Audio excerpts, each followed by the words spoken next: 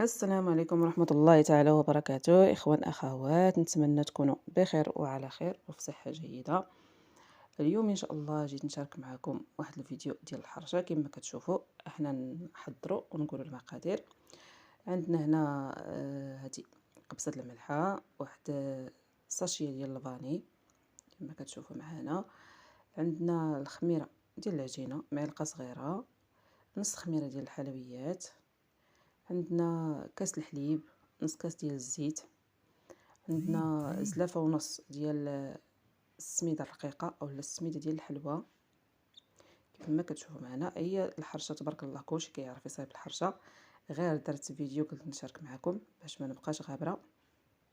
غندير حرشه بالزعتر وشويه الفرماج.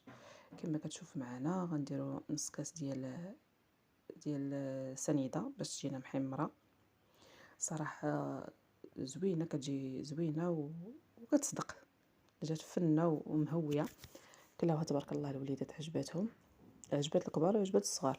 نتمنى ان شاء الله تعجبكم وتجربوها وتردوا عليا.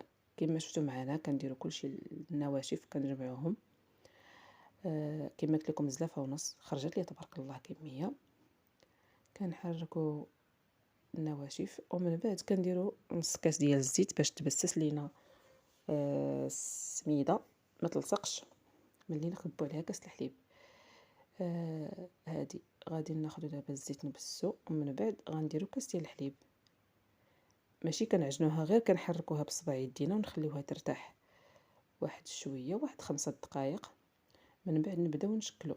هنا راني غادي ندير الزعتر وغادي نحيد واحد شويه ديال السميده هكذاك فيها الزيت، نحطها باش نخدم بها الحريشات ديالي. كيف ما كتشوف معنا هو الفيديو شارح راسو تبارك الله. كلشي كيعرف يدير الكيكه ولا الحرشه ولا اي حاجه. دابا يوتيوب تبارك الله ما مخلي حتى شي واحد يقلب على شي حاجه، غير قلت نشارك معكم الفيديو. نتمنى يعجبكم، والفيديو راه شارح راسو. الناس الجداد مرحبا بكم، الناس القدام راكم مالين الدار. ما تنساوناش من الدعم ديالكم.